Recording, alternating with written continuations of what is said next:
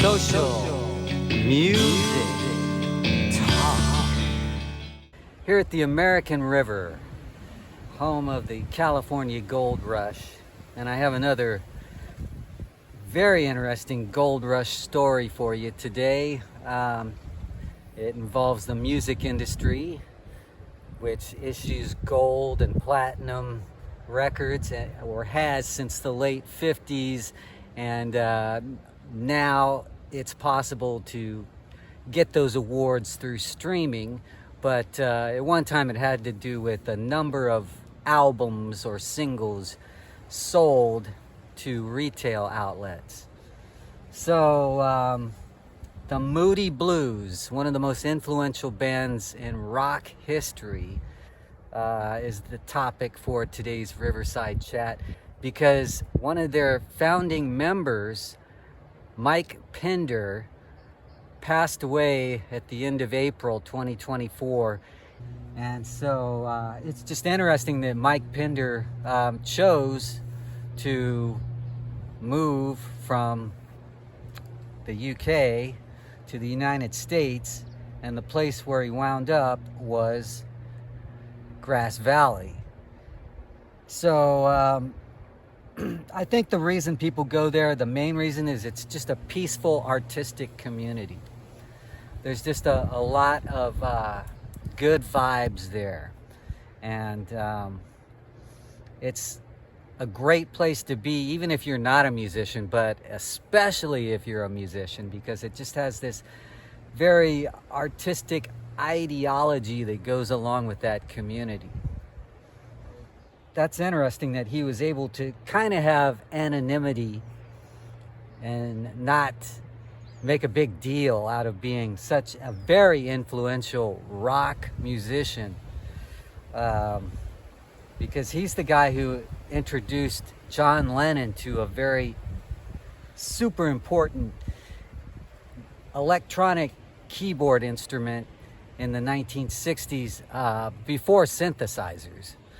And that instrument was called the Mellotron, because Mike Pinder, one of his early jobs was technical work at a shop that made the Mellotron, which is like a analog-based keyboard before the digital age of synthesizers. So what I mean by that is they use samples. Each key on the keyboard hit a sound sample, but that was not a digital loop, it was an analog loop.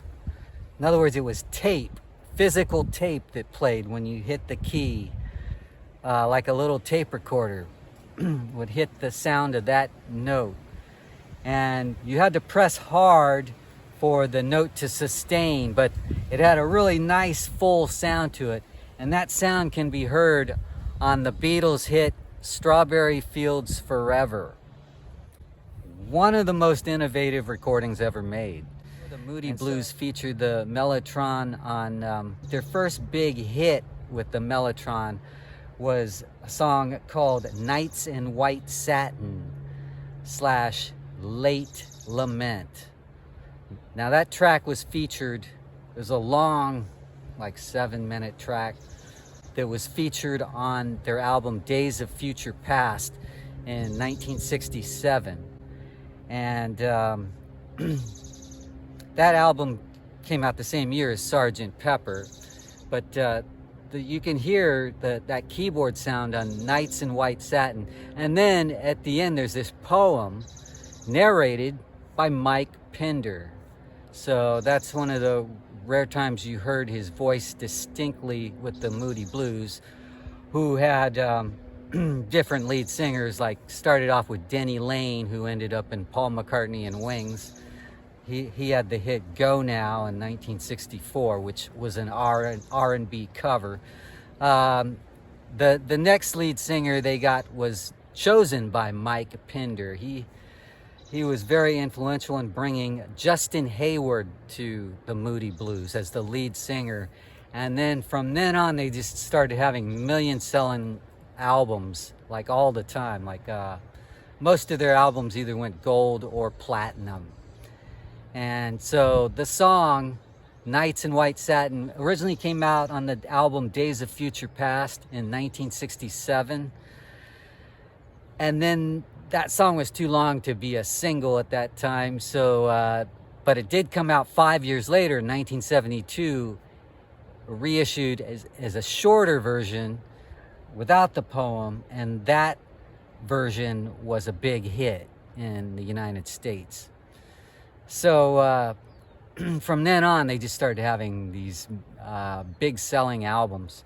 And Mike Pinder stayed with the Moody Blues until their late 70s album Octave, 1978, that had the hit single Steppin' in a Slide Zone. I should say the rock hit single, because it was mainly a hit on rock stations, not really pop stations. By then, the radio formats began to get segmented so that each station was its own unique format that often was a subset of a broader format. So like rock, started fragmenting into, album-oriented rock, adult rock, and mellow rock. There were others, soft rock.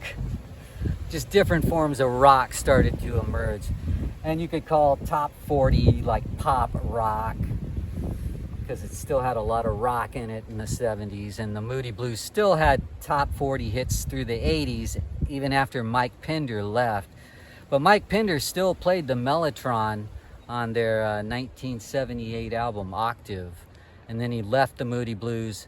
And after that, you heard hits that were more synthesizer based by the Moody Blues, such as The Voice on the Long Distance Voyager album of 1981.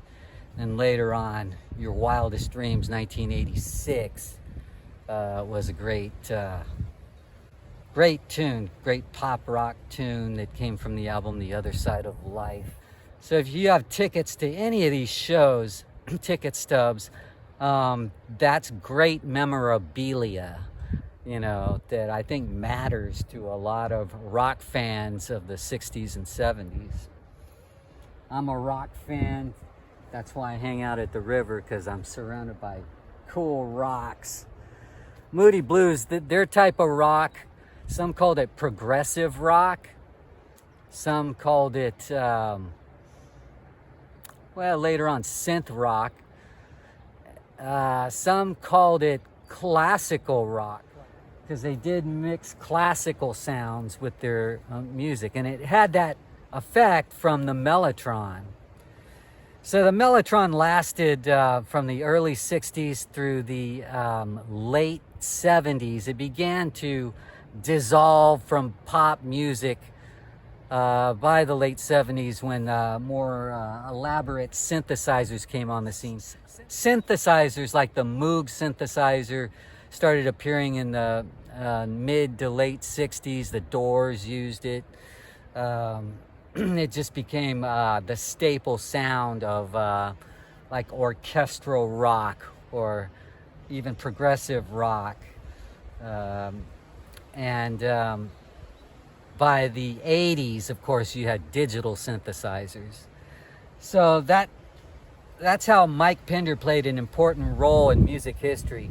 Partly by influencing the Moody Blues in several ways, and they themselves influenced a lot of bands to want to mix classical sounds with rock, but also because Mike Pinder introduced John Lennon to the Mellotron, and then John Lennon used it on Strawberry Fields Forever, and it appeared on other Beatles songs as well.